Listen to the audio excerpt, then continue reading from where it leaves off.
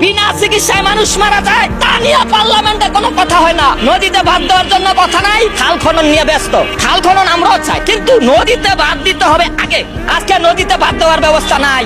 আমার নেতা বরিশালের এমপি, আমার নেতা আব্দুল জলিল সাহেবের প্রতিদ্বন্দ্বী বিএনপির নেতা পাশ করছে, আমরা তার পাশে ছিলাম। এখন সেই মন্ত্রী চায় নদীতে বাঁধ দেওয়া হোক বরিশালে, কিন্তু নদীতে বাঁধ দেওয়ার প্রজেক্ট চালু হয় না কেন? আমি বিএনপি বুঝি না, আমি আওয়ামী লীগ বুঝি না, জামাত বুঝি না, এনসিপি বুঝি না। এই দেশের রিকশাওয়ালা, ব্যাংক শ্রমিক, কৃষক শ্রমিক, এই দেশের অসহায় মানুষ যদি তাদের অধিকার না পায়, আমি কোন দলের দালালি করতে পারবো না। আমি কোন দলের বিরুদ্ধ বলি না, পক্ষ বলি না। অসহায় মানুষ চিকিৎসার অধিকার পাবে, খাদ্যের অধিকার পাবে, বস্ত্রের অধিকার পাবে, শিক্ষার অধিকার পাবে, কর্মসংস্থানের অধিকার পাবে। এইটাই ছিল জুলাই আন্দোলনের মূল লক্ষ্য।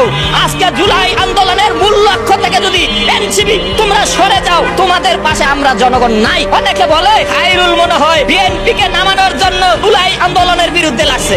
আরে ভাই, আমি জুলাই আন্দোলনের পক্ষে, কিন্তু তাদের লক্ষ্য ছিল চিকিৎসা পাইব, খাদ্য পাইব, বস্ত্র পাইব, বাসস্থান পাইব, নদীতে বাঁধ দিব, কর্মসংস্থান হইব। এইটা আমাদের জুলাই আন্দোলনের লক্ষ্য ছিল। কিন্তু পার্লামেন্টে দাঁড়াইয়া কেউ এই কথা বলে না। আজকে জনতার পার্লামেন্ট, রাজপথে দাঁড়ায় আবার কেন আমরা রাজপথে নামতে হচ্ছে?